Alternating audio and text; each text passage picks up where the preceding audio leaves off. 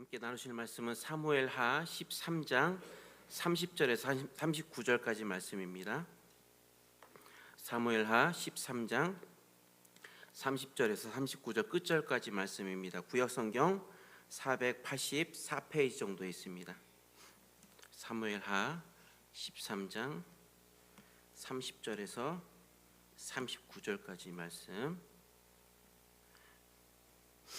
제가 좀 목이 안 좋은 관계로 우리 한 절씩 좀 교독하도록 하겠습니다. 그들이 길에 있을 때 압살롬이 왕의 모든 아들들을 죽이고 하나도 남기지 아니하였다는 소문이 다윗에게 이르매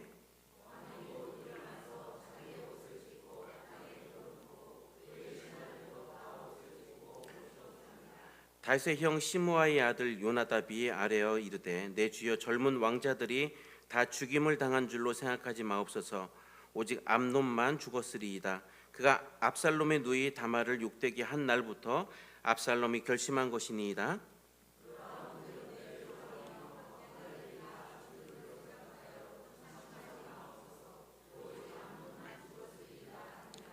이에 압살롬은 도망하니라. 파수하는 청년이 눈을 들어보니 보아라, 뒷산 언덕길로 여러 사람이 오는도다.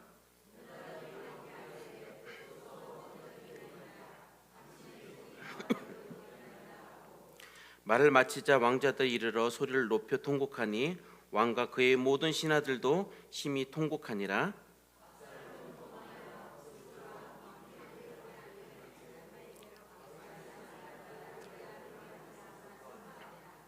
압살롬이 도망하여 구슬로 가서 거기에 산지 3년이라. 다윗 왕의 마음이 압살롬을 향하여 간절하니 암논은 이미 죽었으므로 왕이 위로를 받았음이더라. 아멘. 제가 커밍아웃을 좀 하려고 합니다. 지난주에 눈썹 무신을 했습니다. 네. 뭐 알아채신 분들은 뭐 알아채 주셨고, 요즘에 참 뭘 한다는 게 남자들이 그 미용에 신경 쓰려고 한 게 아니라 이제 마음은 늘 20대인데 몸이 이제 저도 중년을 넘어서 가다 보니까 눈썹도 빠지고요. 그리고 눈썹도 하얀 눈썹이 나기 시작하고 그러니까 이게 고민스럽더라고. 그래서 이제 눈썹을 이쁘게 했는데 별 티가 안 나나요? 네, 감사합니다. 티가 안 나서 저 이렇게 또 원장로님이 짓꾸셔가지고 혹시 막 그 크로즈업 할까 하지 않을까 뭐 그런 생각을 했었는데 예, 안 하셔서 감사드립니다. 어쨌든 간에 이게 시간이 지나니까 전 같지 않은 거예요. 몸도 여러분들도 뭐 대부분도 마찬가지겠지만은 저도 마찬가지고 정신적인 어떤 마음들은 늘 머물러 있는데 육체는 이제 앞질러 가고 있는 거죠. 신앙의 어떤 상태들도 우리도 마음도 늘 그런 것 같습니다. 늘 뭐 예배를 열심히 드리고 또 기도 열심히 하고 말씀을 열심히 읽는다고 하지만은 우리의 마음과 같지 않게 신앙적으로 흔들릴 때도 있고 또 우리의 삶 때문에 흔들릴 때도 참 많습니다. 그럴 때마다 우리의 신앙과 믿음과 또 삶 속에 마치 좀 덧칠을 좀 하는 그런 과정들이 좀 필요하지 않을까 하는 생각이 듭니다. 그래서 어떤 이번처럼 가정의 날, 뭐 가정의 달 특별히 또 기도하는 그런 시간들도 갖고 지난달은 또 부활의 달 해가지고 특별히 기도하는 시간을 가졌습니다. 매 순간순간 우리의 신앙과 믿음들이 연약해질 때마다 여러분들 좀 특별하게 좀 기도할 수 있는 그런 마음의 가짐들이 좀 필요할 때가 아닌가 하는 생각을 갖게 됩니다.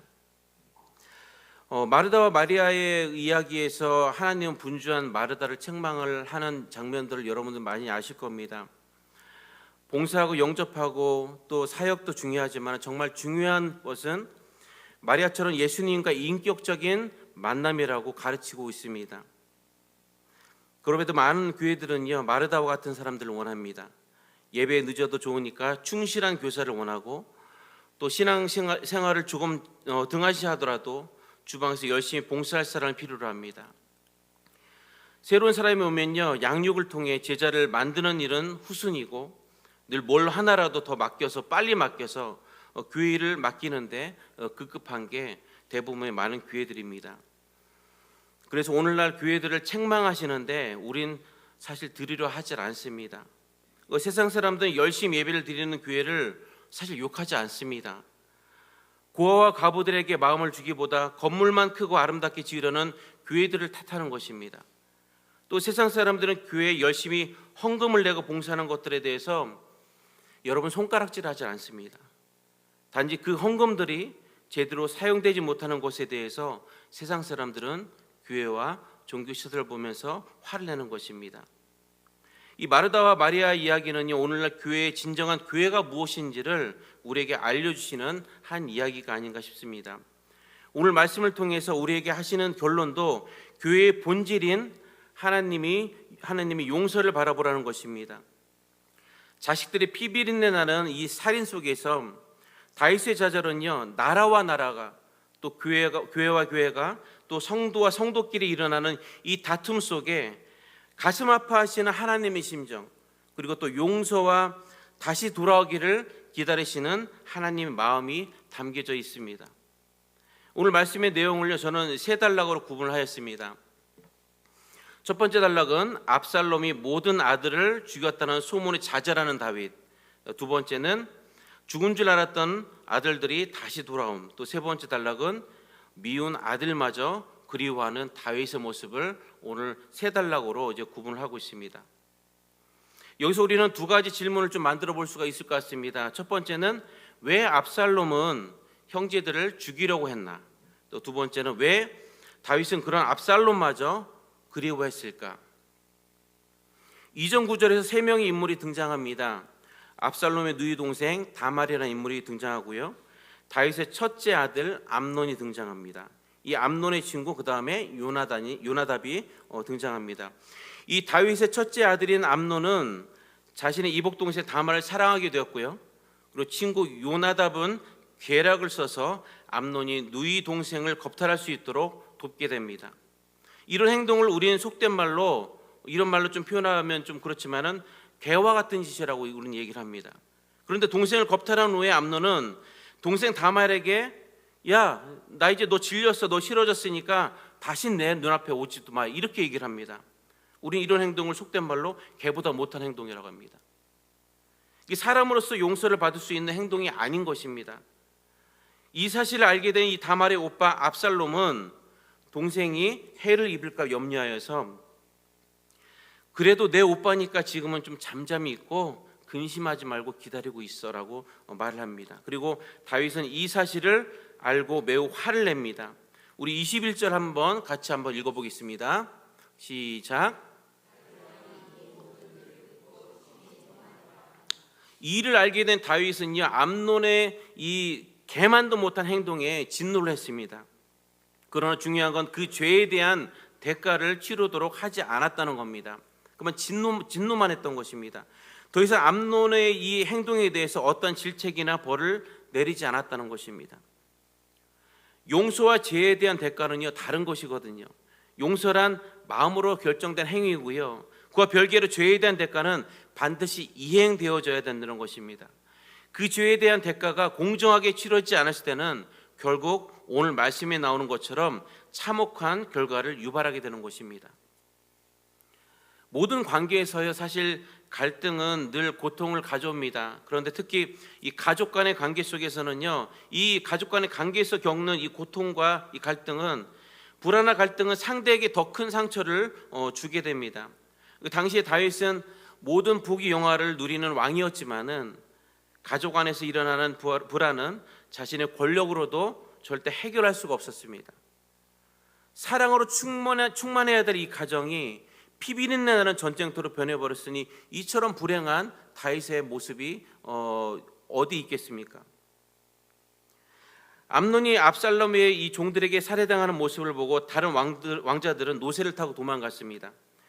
노새란 암말과 그다음에 수 당나귀를 교배해서 나온 잡종인데요.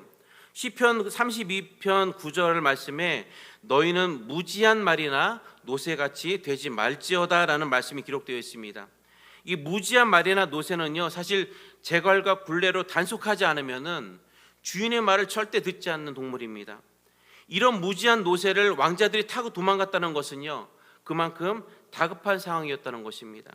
그런데 이 노새를 타고 도망친 왕자들이 예루살렘에 도착하기 전에 이 다윗의 귀에 압살롬이 왕자들을 하나도 남김없이 다 죽였다는 소문이 다윗에게 이미 전해진 겁니다. 그때 다윗의 조카 요나답이 다윗에게 이런 얘기를 합니다. 아뢰어 이르되 내 주여 젊은 왕자들이 다 죽임을 당한 줄로 생각하지 마시옵소서. 오직 암논만 죽었으리이다. 그가 압살롬의 누이 다말을 욕되게 한 날부터 압살롬이 결심한 것이니이다. 이 와우 계속법으로 연결되고 있는 이 내용만 봐도요, 이미 요나답은 암논만 죽었을 거라는 확실한 생각을 이미 갖고 있었고, 그것이 틀림없다고 다윗에게 마치 이미 알고 있는 것처럼 다윗에게 보고를 하고 있는 겁니다. 이 요나답이 누구입니까? 암논이 누이 다말에게 몹쓸 짓을 하도록 도와준 인물이 아닙니까? 그런데 요나답의 말을 들으면은 자신의 계략으로 인해서 암논까지 죽게 될 것을 이미 요나답은 알고 있었다는 겁니다. 우리는 그렇게 추론을 할 수가 있습니다. 오직 암논만 죽었으리이다. 이 해당되는 이 원문을 다시 번역하면요, 왜냐하면 오직 암논만 죽었기 때문입니다라고 되어 있습니다. 공동번역에서는 죽은 것은 암논뿐입니다라는 확정적인 의미로 잘 번역이 되어 있습니다. 보지도 않았는데 이미 암논만 죽였을 거라는 확정적인 그런 생각을 요나답은 가지고 있던 겁니다. 누구와 함께 관계를 하고 있느냐에 따라 가지고 여러분들이 유혹에 넘어갈 수도 있고, 주변에 누구와 함께 있느냐에 따라서 여러분이 그 죄 때문에 죽을 수도 있다는 사실입니다. 그래서 어른들은요, 자식들에게 늘 그래요. 좋은 친구들 만나라고 늘 얘기를 합니다. 이런 것들이 주변에 좋은 환경을 가지고 있고 주변에 좋은 친구들이 있을 때에 나의 삶과 미래가 바뀔 수가 있다는 겁니다. 불행히도 암몬에게는 교활한 요나답이라는 친구가 주변에 있었기 때문에 이 사실 때문에 자신은 결국 사지로 몰았다는 것입니다. 목사로 사는 것이 참 고될 때가 있습니다. 특히 이번 6일 동안 쉬는 연휴에는 금토일 끼어있기 때문에 길게 여행도 못 가고, 물론 성도님들도 대부분 마찬가지지만은 순간 며칠만 좀 목사를 좀 때려치웠으면 좋겠다는 생각을 또 가끔씩 이제 갖게 됩니다. 이렇게 길게 쉬는 날일 때는, 게다가 중간에 이제 토요일, 금요일 막 껴있을 때는 더 그렇죠. 제가 예전에 새벽에 좀 간증을 한 적이 있었는데, 군대 제대하고 나서 제가 서울 장회동에 있는 이제 교회 전도로 첫 사역을 나간 적이 있습니다. 24살인가 5때였던 것 같은데, 제대하고 나서 한 주도 쉬지 못하고 바로 사역지로 간 거라 머리는 짧죠. 그리고 얼굴은 새까매가지고 도통 이거는 전도사라 보이지 않는 겁니다. 어디 조폭이나 이렇게 지금은 굉장히 예쁘게 생겼지만은 그때 당시에는 머리도 짧고 얼굴도 까마니까 이건 조폭인 거죠. 이 첫 사역지라 얼마나 열정이 가득했습니까? 특히 젊었죠. 그러니까 모든 게 거치는 게 없는 거예요. 몇 달 지나면서 까만 얼굴이 이제 벗겨지고 머리도 좀 길어지니까 우리 여자 이제 아이들이 전도사님 저 클 동안 저 기다려 주실 거죠? 이렇게 얘기할 정도로 제가 인기가 굉장히 많았습니다. 믿기지 않겠지만 어쨌든 간에 어떤 할머니 권사님들은 내 손녀딸이 있는데 소개해 줄게 이렇게 얘기했다니까요. 정말로 감사합니다. 믿어야 하신 분들 큰 복이 있을 줄 압니다. 사역하던 교회가요, 큰 교회가 아니었기 때문에 그때도 유초동부, 중고동부, 청년부, 찬양인도, 성가대 지휘까지 다 혼자 맡다 보니까 사역이 너무 힘들기도 하고 다른 건 둘러볼 시간조차도 생각지도 못했던 그 시절이었습니다. 어느 날 처음 보는 할머니께서 쭈글쭈글한 손으로 이 40대 가까운 자신의 아들의 손을 붙잡고 이제 교회를 찾아왔습니다. 목사님, 우리 아들이 알코올 중독자인데 우리 아들 좀 부탁을 도와주세요. 좀 술을 좀 끊게끔 도와주세요라고 이제 부탁을 한 겁니다.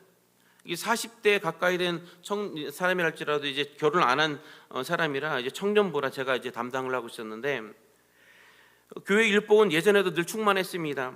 그 뒤에도 돌아볼 여유도 없이 그 형제를 맡겼는지 그것도 기억도 안 나요. 그냥 사역하기 바쁜 거예요.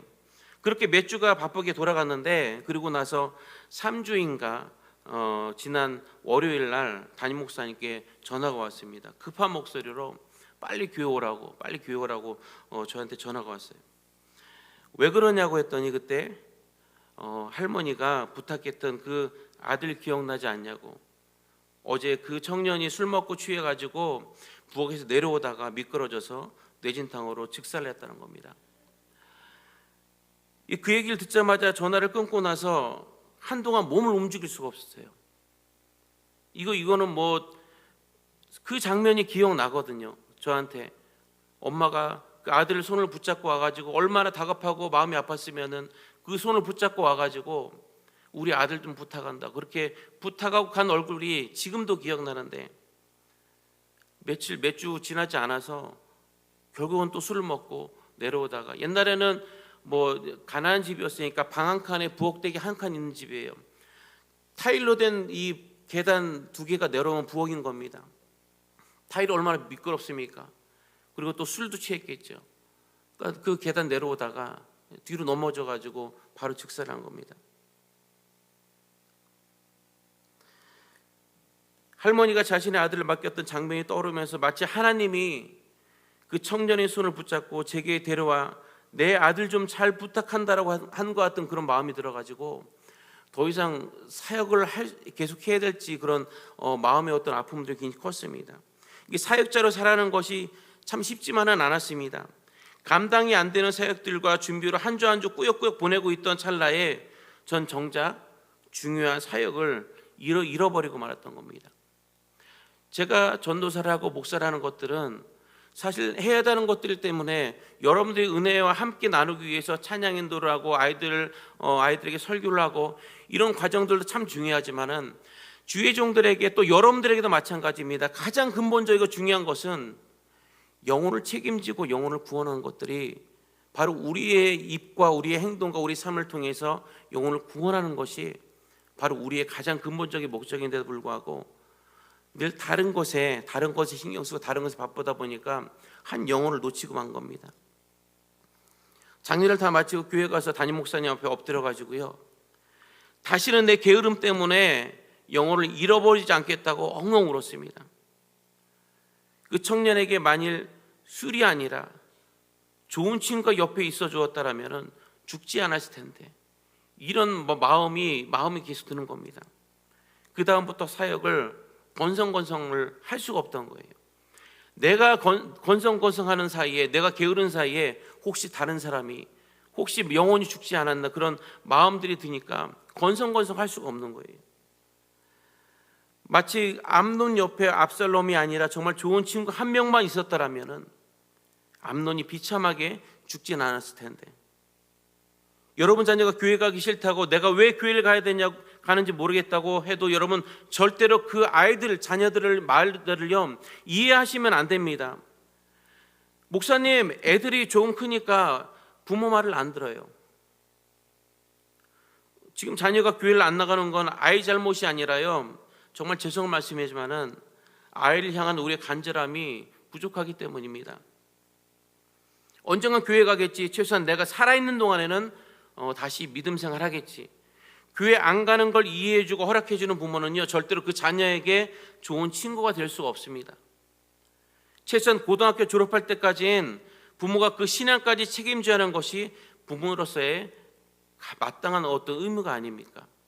아이들이 그럽니다. 뭐 저희 집 아이들도 그랬어요. 어렸을 때 너 교회 안 가면 용돈 안 줄 거야? 교회 안 가면 너 학교도 안 보낼 거야? 그랬더니 애들이 아니 부모가 자식한테 용돈 주고 학교 보내는 거 의무 아니에요? 이렇게 하더라고요. 쥐어받고 싶더라고요. 아니 부모가 자녀를 키우고 먹여주고 하는 것들이 어떻게 언제부터 의무가 되었습니까? 그런데 부모로서의 자녀를 키우는 가장 의무적인 목적은 모습들은요 자녀의 신앙들을 책임져 주는 것. 최소한 아이가 고등학교 졸업할 때까지는 그래도 우리가 좀 할 수 있는 게 있잖아요. 용돈을 줄여준다든가 어떤 뭐 행동에 대한 제한을 우리가 가져갈 수 있는데 그렇기 때문에 고등학교 졸업하기 전까지는요 여러분들이 그 신앙들을 책임져 줘야 되는 거예요. 아니 아이들이 내 말을 안 듣는다 부모 말을 안 듣는다고 그 신앙 그 예배의 순간 예배 시간들을 다 놓고 사는데도 불구하고 그래 이제는 내가 너를 마음대로 할 수가 없는 나이가 됐지. 그걸 이해하시면은 그 아이는 평생 다시 주님 곁으로 돌아오기 힘들다는 겁니다. 자신의 자식들이 압살롬에게 죽었다는 소식을 들은 이 다윗의 심정은요 가슴이 찢어진다는 이 표현으로도 다 표현할 수 없을 만큼 가슴 아픈 일입니다. 다윗이 제정신으로 살았겠습니까? 그 소식을 들은 이 다윗은요, 그냥 그 자리에서 옷을 찢고 땅에 들어 누워버렸습니다. 원어에서 뭐라고 표현되어 있냐면은 자신의 몸을 땅에 던졌다라고 표현하고 있습니다. 이 충격적인 소식이 살 소망조차도 다 잃어버린 겁니다. 자신의 몸을 바닥에 던졌다는 그 의미, 여러분 그 의미가 여러분 이해가 되십니까? 얼마나 슬펐으면은 바닥에 자신 몸을 바닥에 내동시라도 아픈지도 모르는 거예요. 마치 사사기에서 기브온의 아들 아비멜렉이 자신의 형제 70명을 한 반석 위에서 죽였던 그 참혹한 비극들을 다윗도 혹시 떠올리지 않았을까라는 생각을 갖게 됩니다. 이런 다윗에게 아마도 암논만 죽었을 거예요 라고 얘기하는 이 요나답은요, 이 사건이 가진 심각성과 비극성은 전혀 관심이 없는 사람이었습니다. 이 요나답의 관심은요, 오직 자신이 왕에게 인정받는 것에 있었습니다. 이런 비극적인 사건을 마주하면서 오직 자신의 입신양명에만 혈안이 되어 있는 요나단의 모습을 한번 보십시오. 다른 사람의 불행을 전혀 안타깝게 여기지 않는 메마른 영혼을 단편적으로 보여주고 있는 겁니다. 우리 이런 말을 자주 합니다. 죄는 미워하되 사람은 미워하지 말라라고 얘기를 합니다. 현대신앙의 가장 큰 문제점이 무엇인지 아십니까? 인본주의입니다. 인본주의가 무엇입니까? 사람 중심적인 사상을 가지고 있는 겁니다. 눈에 보이지 않는 죄라는 게 어떻게 우리가 미워할 수 있는 대상이 됩니까? 죄가 눈에 보입니까? 사람을 미워하지 말라는 건 죄를 지은 사람에게 주는 관대함 아닙니까? 죄를 지은 사람에게 잘못이 없고 그냥 죄가 잘못인 거야. 다시 말하자면은 선악과를 따먹은 아담과 하와에게는 잘못이 없어. 아담과 하와에게는 아담과 하와에게 죄를 짓게 만든 선악과가 잘못된 거야. 인본주의 결과는요, 결국 사람에겐 죄가 없고 죄를 만든 하나님이 잘못인 거야라고 믿게 된다는 것입니다. 요나담이 직접적으로 살인에 가담하진 않았지만 요나담을 통해서 죄의 동기가 발생했고 또 그 동기가 결국 참혹한 결과를 야기했습니다. 다윗이 아버지로서의 큰 잘못은 암논이 동생 다말을 겁탈했을 때에 진노에만 그치는 것이 아니라 그 잘못에 대한 대가를 암논으로 하여금 치르게 했어야 되는 것입니다. 하나님은 여러분들의 죄를 용서를 하시겠지만 죄에 대한 대가까지도 여러분 없애주시는 않습니다. 그리고 우리는 죄를 짓고 용서를 빌고 또 용서를 받고 또 다시 죄를 짓고 또 용서를 빌고 용서를 받는 이러한 반복된 신앙에서 우리는 벗어나야 됩니다.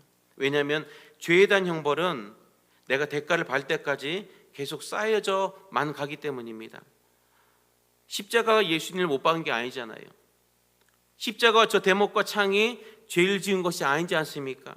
죄는 바로 여러분과 제가 지었기 때문에 우린 다른 곳에서 죄에 대한 정당성을 찾으면 안 됩니다.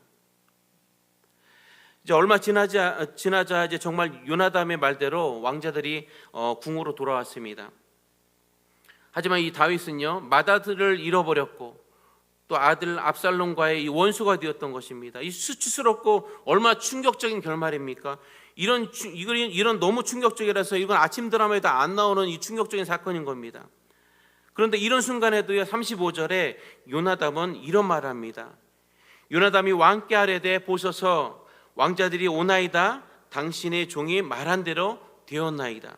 쉽게 말하자면요, 뭐라고 얘기하냐면 그것 보세요. 제가 말한 게 맞지 않습니까? 제가 한 게 맞죠? 제 말이? 왕이 슬픔에 잠긴 순간에도요, 자신의 공치사하기에 바쁜 인물입니다. 이 압살롬은 그 길로 외할아버지에게로 도망갔는데 그곳에 3년을 지내게 됩니다. 이 3년이 지난 다음 다윗은 이렇게 한탄합니다. 우리 37절 같이 한번 읽어보겠습니다. 시작.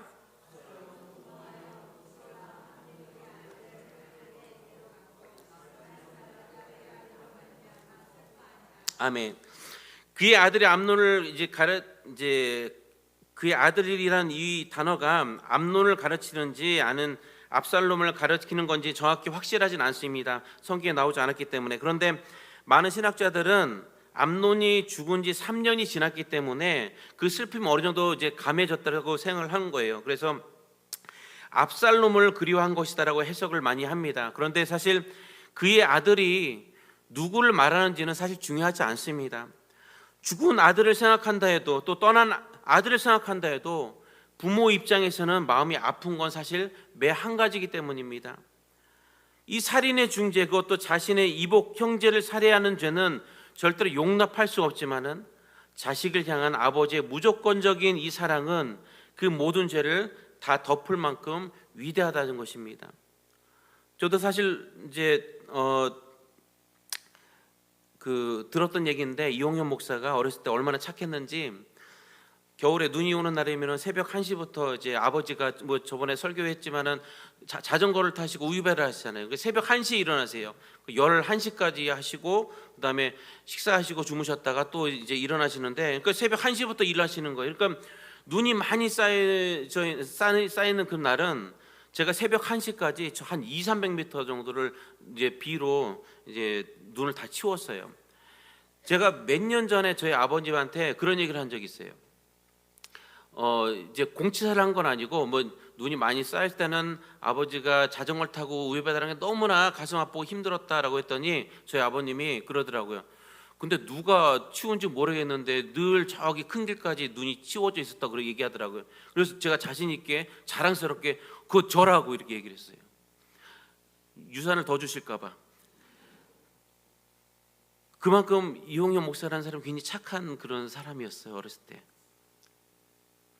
그런 표정으로 보시면 제가 지금 무한한데요. 저희 아버지가 이제 그 우유배달 하실 때 1년에 딱 한 번 쉬신다고 그랬는데, 그때가 저희 아버님, 그러니까 저희 할머니 생신 때였습니다. 할머니께 논산에 살고 계시는데 생신날에는 늘 논산에 내려가셨어요. 그런데 시골만 가시면은 이제 그때는 이제 버스를 내리고 또 안까지 이제 들어가려면은 또 경운기를 또 타고 들어가야 돼요. 그 경운기를 타고 이제 들어가시다가 이제 도착해서 내릴 때 되면은 이 경운기 무슨 그 계단이 있는 것도 아니고 펄쩍 뛰어서 내려야 되잖아요. 늘 그것 때문에 다쳐서 오시는 거예요.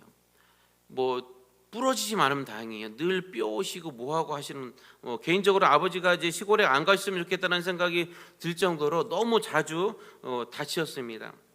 어느 날에도 아버님이 시골에서 또 다쳐서 힘들게 이제 서울로 이제 집으로 돌아오셨어요. 대신 우유를 배달해 줄 사람이 있었던 것도 아니고 아버지 입장에서는 정말 최악의 상황이었던 거죠. 그래서 지푸라기라도 잡고 싶은 심정으로, 이제 옛날에 지금은 없지만 야매 그 침 넣으시는 분들이 계세요.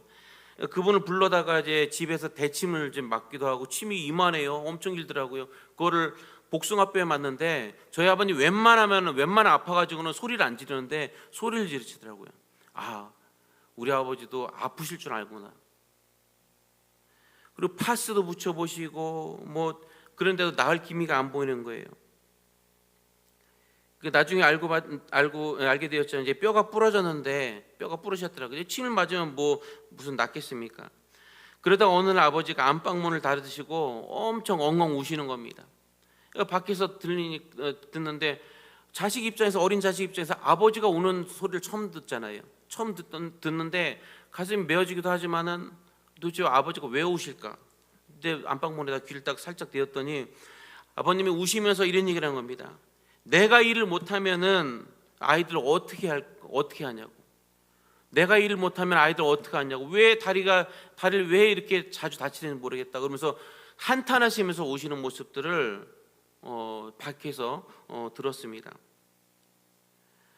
어린 나이에 아버지가 힘들게 일하면서 살았던 이유를 그때 알았습니다. 자식들 때문이었습니다. 자식들만 아니면 그렇게 힘들게 살 필요가 없었는데, 자신의 발이 부러졌는데도 불구하고 기부스하면 자전거를 못하니까, 일을 못하니까 혹시 침이라도 맞으면 걸을 수 있지 않을까, 치료도 마음대로 못하신 이유가 오직 자식들 때문이었습니다. 이런 모습에서 우리를 향한 하나님의 사랑들을 떠올리게 됩니다.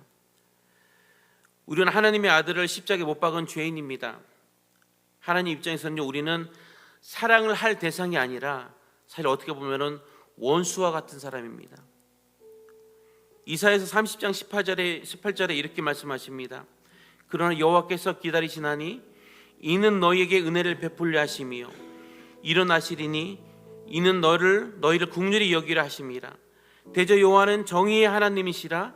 그를 기다리는 자마다 복이 있도다. 하나님 늘 우리가 죄악에서 떠나 당신의 품으로 돌아오시길 기다리고 계십니다. 다윗이 압살롬에게 품은 이 그리움은요, 이성적으로는 절대 이해할 수가 없습니다. 그러나 부모라면 다릅니다. 부모는 자녀의 잘못을 세상의 법과 공의로 대하지 않습니다. 부모는 오직 자기 자녀가 죄를 뉘우치고 부모의 품으로 돌아오길 늘 원하십니다. 하나님은 심판주이기도 하시지만은 예수님을 통해 은혜로 만나실 때는 사랑이 무한한 아버지가 되십니다. 우리 함께 찬양하실 텐데요, 이 찬양의 가사 내용을 보면은 주님, 세상은 우리에게 너무 위험한 곳이고 힘든 곳이지만은 주님의 품은 우리에게 너무나 안전합니다. 우리의 모든 뜻보다 더 크신 주님을 우리는 신뢰하며 나가겠습니다. 우리 이런 고백으로 함께 찬양하시겠습니다.